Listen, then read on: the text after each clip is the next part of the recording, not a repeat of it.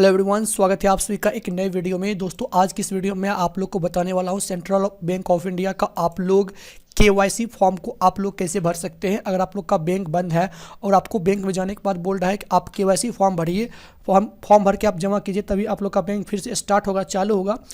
तो मैं आप लोग को बताने वाला हूं किस तरीके से आप लोग केवाईसी फॉर्म भर सकते हैं सेंट्रल बैंक ऑफ इंडिया का। साथ ही साथ केवाईसी फॉर्म भरने के बाद आप लोग को क्या क्या डॉक्यूमेंट आपको बैंक में जमा करना होगा वो भी मैं आपको बताने वाला हूं।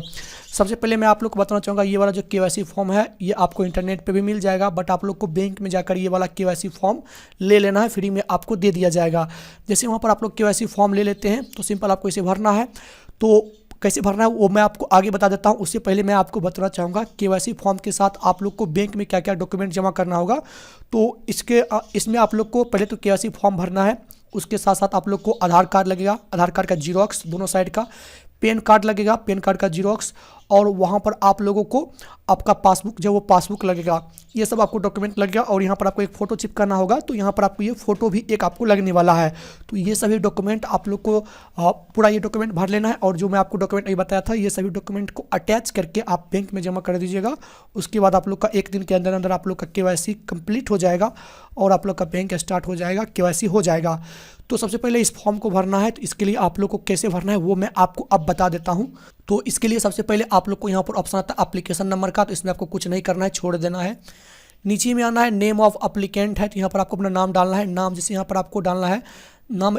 अब यहाँ पर आपको नाम कैसे डालना है, तो हिंदी में आपको नाम नहीं डालना है, इंग्लिश में आपको नाम डालना है, कैपिटल लेटर में आपको डालना है।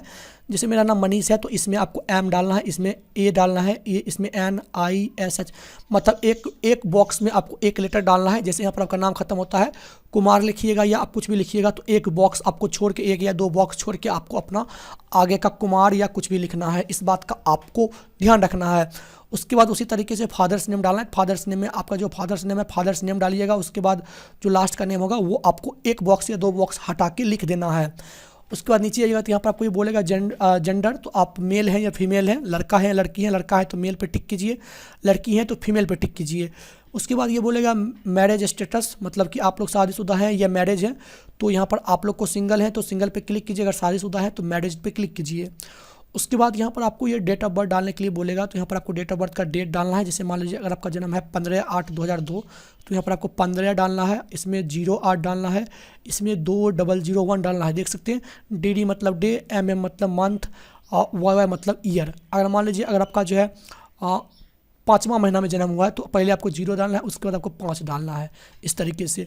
उसके बाद तीसरा नंबर में नेशनैलिटी, तो अगर आप लोग इंडिया से हैं तो इससे तो आप लोग इंडिया से ही होंगे, मेरा अगर भाषा समझ रहे हैं तो सिंपल आपको इंडिया में टिक मार्क कर देना है। उसके बाद यहाँ पर आपको ये स्टेटस दिखाता है, तो यहाँ पर आप लोग क्या करना होगा, ये रेसिडेंशियल इंडिविजुअल है, नॉन रेसिडेंटल है, तो यहाँ पर आपको रेसिडेंट इंडिविजुअल पे आपको क्लिक कर देना है। उसके बाद यहाँ पर आपको पेन नंबर डालना है, जो आपका पेन कार्ड होगा, पेन नंबर होगा, वो यहाँ पर आप लोग को डाल देना है, पेन कार्ड नंबर।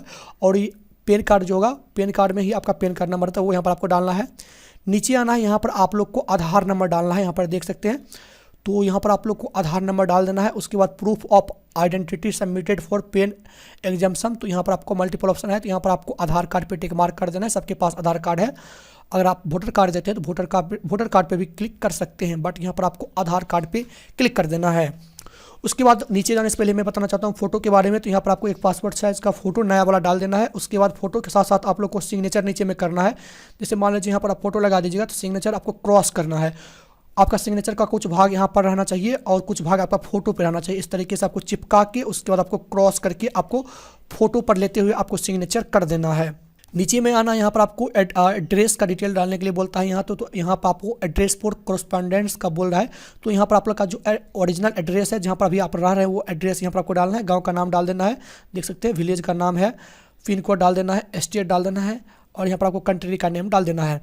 उसके बाद कॉन्टैक्ट डिटेल बोल रहा है, तो यहाँ पर आप लोग के पास टेलीफोन है, तो इसे तो बहुत कम लोग के पास ही टेलीफोन होगा, तो हटाइए। मोबाइल नंबर आपके पास है तो यहाँ पर आपको अपना मोबाइल नंबर डाल देना है, यहाँ पर एक आपको ईमेल आईडी डाल देना है, बस हो गया है। नीचे आना है, उसके बाद यहाँ पर आपको बोल रहा है प्रूफ ऑफ एड्रेस, मतलब आप एड्रेस प्रूफ के रूप में क्या दे रहे हैं, तो सिंपल यहाँ पर आपको मल्टीपल ऑप्शन है, पासपोर्ट, राशन कार्ड है, जो सेलेक्ट कीजिएगा वो वहाँ पर आप लोग को एड्रेस प्रूफ के रूप में आपको देना होगा। तो यहाँ पर आप लोग कोई भी एक डॉक्यूमेंट को आप लोग एड्रेस प्रूफ में दे सकते हैं, कोई दिक्कत नहीं है।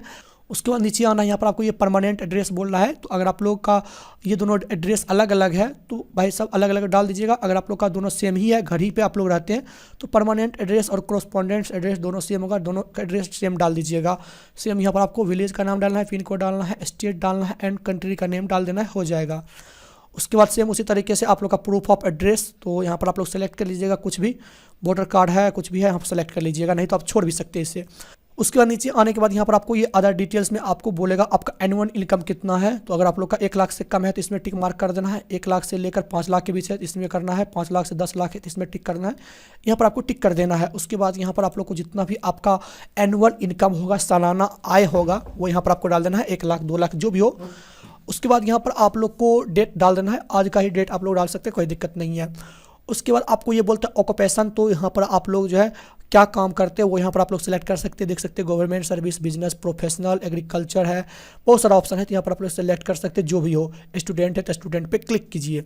उसके बोल रहा है यहाँ पर ये 2 ऑप्शन है, ये बोल रहा है पॉलिटिकली एक्सपोज पर्सन है या नहीं है, तो इसमें आपको कुछ नहीं करना है, छोड़ देना है। और नीचे आप लोग को आना है, नीचे आने के बाद आपका लगभग हो चुका है काम। अब यहाँ पर आप लोग को अपना प्लेस का नाम डालना है, तो जहाँ से आप लोग फॉर्म भर रहे हैं प्लेस का नाम डालिएगा। यहाँ पर आप जब फॉर्म भर रहे होंगे, जिस दिन आप लोग जमा कीजिएगा वो डेट यहाँ पर आप डालिएगा, और यहाँ पर आप लोग सिग्नेचर कर दीजिएगा, जिसके नाम से अकाउंट है उसका सिग्नेचर यहाँ पर आप लोग को कर देना है। जैसे सिग्नेचर कर दीजिएगा, नीचे का आप लोग का कुछ भी नहीं करना है, ये फॉर ऑफिस यूज ओनली है, मतलब कि ये ऑफिस में यूज होगा, मतलब आपके बैंक में यूज होगा। तो इतना आप लोग भर लीजिएगा, और आप लोग जो डॉक्यूमेंट मैं शुरुआत में बताया था जिसमें आधार कार्ड, पैन कार्ड और आप लोग के पास पासबुक होना चाहिए, ये सभी डॉक्यूमेंट का आपको जीरोक्स लेकर ये फॉर्म भर के आपको अटैच करके बैंक में जमा कर देना है। आप लोग का केवाईसी का काम हो गया है। तो ये है पूरा प्रोसेस। आई होप आपको समझ में आ गया होगा। तो मिलते हैं अगले वीडियो में, तब तक के लिए जय हिंद।